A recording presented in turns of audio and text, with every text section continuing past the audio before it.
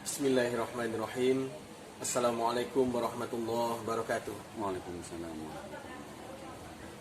Saudaraku dimanapun berada, alhamdulillah kami semua mendoakan Bapak dan Ibu saudaraku semoga berada dalam keadaan sehat walafiat dan selalu dilindungi oleh Allah Subhanahu wa taala. Amin ya rabbal alamin. Kita bersyukur kepada Allah Subhanahu wa taala. Alhamdulillah rabbil alamin. Dan kita berselawat untuk Nabi kita Muhammad sallallahu alaihi wasallam. Allahumma shalli ala Muhammad wa ala ali Muhammad.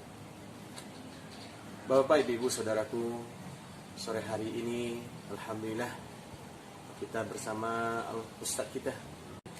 Beliau bernama Bang Rafiq. Nama lengkap beliau adalah Bang Rafiq Azmir. Nah, alhamdulillah kita pada sore hari ini ya kita berbincang santai ya di sore ini dengan tema kita adalah bahwa dengan adanya kemunculan pondok-pondok tahfiz, pondok Al-Quran belakangan ini, alhamdulillah telah membangkitkan minat hafal anak-anak kita, santri kita untuk menghafal Al-Quran.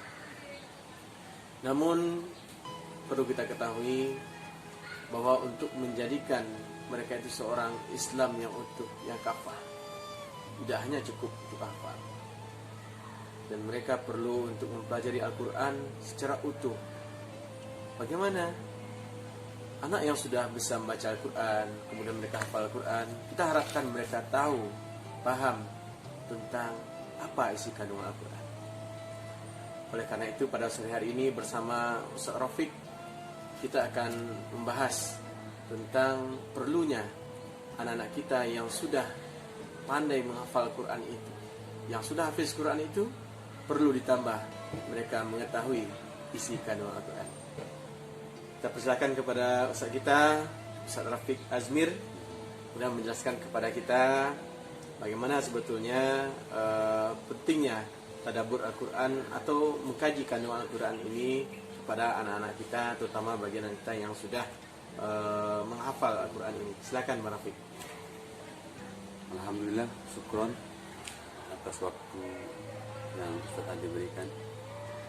Pada kesempatan ini kita memulai berbincang-bincang tentang bagaimana suatu ajaran Islam itu agar kafah kepada diri kita, kepada umat ini. Itu tak lepas dari Iqra, artinya baca dan memahami Al-Quran, seluruh isi kandungannya. Jadi yang terjadi sekarang ini, bagaimana yang disampaikan oleh Ustaz Adi, alhamdulillah sangat banyak sekali sekarang muncul di khusus Sumatera Barat, pondok-pondok tahfiz. Ini ada perkembangan yang sangat baik, sangat positif buat mendukung girohnya umat akan kecintaan kepada Al-Quran. Hampir setiap kelurahan pasti ada tempat tahfiz Al-Quran, tempat belajar mengaji. Alhamdulillah juga giroh anak-anak sangat banyak dan sangat menggembirakan. Hampir setiap bulan pun mereka banyak yang hafal Al-Quran. Ini suatu informasi, suatu gambaran bahwa Al-Quran mudah dipelajari dan mudah diamalkan dalam keseharian kita.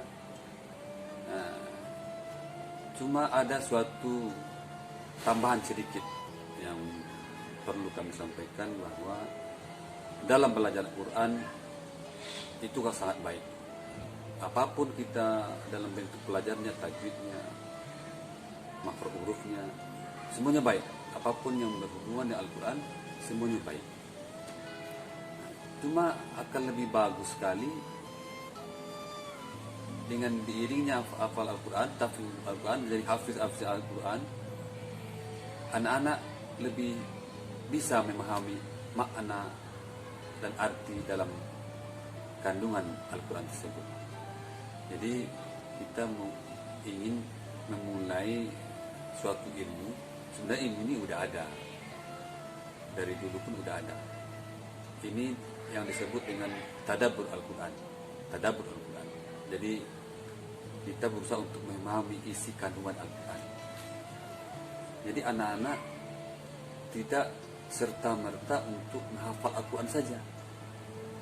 Anak-anak kita arahkan bagaimana dia hafal Al-Quran, dia faham Al-Quran, dan dia tahu arti dan tujuan Al-Quran itu. Kalau memang ada niat dan tujuan kita seperti itu, kita tak lepas dari kita harus mengajarkan anak-anak ini bagaimana memahami arti dan kandungan Al-Quran sendiri. Nah, untuk itu kami berusaha mulai dari sekarang mengajarkan ke anak-anak setelah dia belajar Al-Quran, setelah dia belajar menghafal Al-Quran, kemudian kita ajarkan artinya, maknanya, kandungannya. Karena di setiap surah itu turun, di setiap surah yang ada di seluruh Al-Quran, itu pasti ada kejadian-kejadian, ceritanya, misalnya asbabun nuzulnya, itu pasti ada. Yang sekarang jarang sekali para tafsir-tafsir Al-Quran membahas tentang asbabun nuzul Al-Quran. Dan jarang sekali untuk mempelajari arti dan maknanya.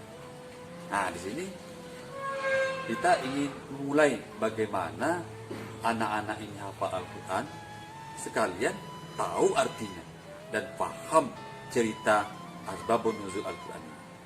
Karena tidak sedikit cerita tentang kehidupan, hukum, apa saja itu berawal dari Al-Quran, gitu saja. Ya. Karena rujukan dari agama ini semua hukum merujuk kepada Al-Quran dan hadis.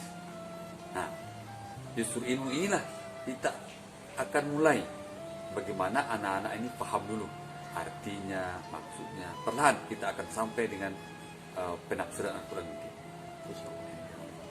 Jadi untuk langkah awal kita usahakan setelah anak-anak membaca hafalannya, nah kita usahakan untuk membacakan artinya.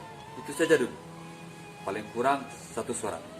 Seperti surah An-Nas, Al-Fil ya. Al-Fil. Nah, kita bacakan, kita suruh dia untuk menghafalkan, kemudian disuruh dia untuk membacakan. Di situ tuh banyak cerita. Nah, dari cerita itulah kita mulai mengingatkan anak-anak bahwa ini contoh surah Al-Fil. Surah Al-Fil adalah tentang gajah. Disebut juga tentang tahun kelahiran Nabi. Nah, dari cerita ini saja kita bisa menjabarkan panjang lebar bahwa beginilah zaman dahulu ketika surat Al-Fil ini turun gitu ya. Nah, dengan penjabaran ini insya Allah anak-anak makin enjoy, enak dan semangat untuk menghafalkan Al-Quran. Jadi tujuan kita untuk mendapatkan suatu ilmu yang sebenarnya udah lama tapi belum dipraktekkan, belum diajarkan. Nah, dari sini kita mulai insya Allah.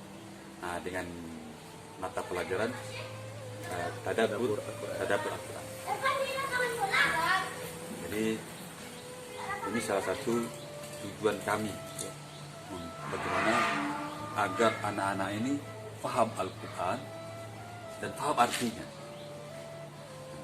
Semoga dengan niat kita ini anak-anak pun dapat menerima dengan senang, dengan gembira, karena ada suatu suatu pelajaran baru, yang mana pelajaran ini adalah pelajaran kita sendiri, pelajaran agama kita. Nah, ini ya sebenarnya nggak boleh kita pisahkan sebenarnya, ya kan? Nah, oke, jadi untuk sore ini perbincangan kita sampai di sini dulu. Bagaimana Al-Quran ini bisa dihafalkan anak-anak, kemudian anak-anak pun tahu dan paham maknanya, sehingga ini akan mewujudkan kekhusyukan di dalam sholat juga. Masya Allah. Nah, gitu saja. Terima kasih Pak Rafiq. Dan juga Pak Rafiq mungkin yang terlihat pula oleh Ana sendiri, yang kebetulan juga salah seorang pembina rumah tahfiz kita yang ada di Audrey ini. mungkin kalau yang bagiannya sendiri Bang Rafiq ada juga sedang lagi belajar pula untuk menghafal Al-Quran. Kalau misalnya kita tambah dengan tadabbur Al-Quran, dengan kita mengetahui makna bahkan kandungan dari ayat tersebut, insya Allah juga akan semakin membuat lengket hafalan kita. Ya, ya. Nah, Akan lebih mudah. akan lebih mudah. Mengingat akan lebih mudah. Mengingat akan lebih mudah. Dan juga mungkin yang paling apanya Bang Rafiq, mungkin bagi kita khusus bagi hafiz-hafiz kita yang menjadi imam sholat, seperti yang Bang Rafiq sampaikan tadi. Jadi ketika beliau tersebut menjadi imam sholat, tidak hanya lantunan merdu yang ditunjukkan, tapi terasa kekhusyukan dalam membawakan sholat tersebut. Karena tahu artinya ya. Karena tahu artinya. Dan mungkin harapan kita juga Bang Rafiq, mungkin nanti terlebih dahulu kepada dirinya sendiri, insya Allah Anda juga akan mempelajari makna dari setiap kandungan ayat atau Al-Quran yang sudah Anda hafal. Dan juga kita menyampaikan juga kepada rekan-rekan kami sama pengasuh, pengelola atau pimpinan rumah tahfiz atau pondok Al-Quran, yang mana kita juga mempersiapkan generasi-generasi muda kita yang hafal Al-Quran, kita tambah mereka semua dengan dapat memahami isi kandungan Al-Quran. Terima kasih Bang Rafiq untuk obrolan kita sore ini. Syukron pada ibu saudaraku. Semoga obrolan sore kita pada sore hari ini bermanfaat. Kita tutup dengan doa kafaratul majelis. Subhanakallahumma wa bihamdika asyhadu an la ilaha illa anta astaghfiruka wa atubu ilaik. Assalamualaikum warahmatullahi wabarakatuh.